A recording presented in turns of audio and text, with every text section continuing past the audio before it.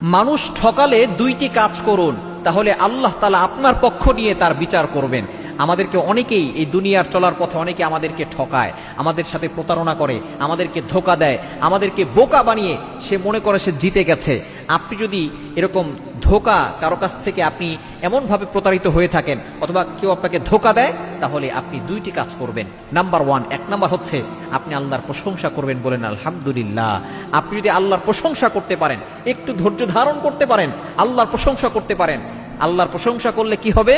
কেননা যে আপনাকে কষ্ট দিচ্ছে, আপনাকে ধোঁকা দিচ্ছে, সে হয়তো আপনাকে আরো ক্ষতি করতে পারতো, আপনাকে আরো কঠিন বড় বিপদে ফেলতে পারতো। তার আগেই আপনি বুঝতে পেরেছেন সে আসলে আপনার বন্ধু নয়, সে একটা ধোঁকাবাজ, সে আসলে আপনার বন্ধু নয়, বন্ধু নামক একজন প্রতারক, যে আপনার সাথে এতদিন প্রতারণা করেছে, আপনার সময় নষ্ট করেছে, আপনার সাথে বন্ধুত্ব সুলভ আচরণ করে আপনাকে ক্ষতি করার চেষ্টা করেছে। বড় ধরনের ক্ষতি হওয়া থেকে আপনি বেঁচে গেছেন, এজন্য পড়ুন আলহামদুলিল্লাহ। দ্বিতীয় নাম্বার কাজ হচ্ছে আপনি চুপ থাকবেন, সাইলেন্ট থাকবেন। দেখবেন যে আপনাকে কষ্ট দিয়েছে, আপনার পক্ষ নিয়ে সময় একদিন তার জবাব দিয়ে দিবে। আপনি শুধু চুপ থাকেন। মনে রাখবেন, যারা ধোঁকা দেয় তারা কখনো ভালো থাকতে পারে না।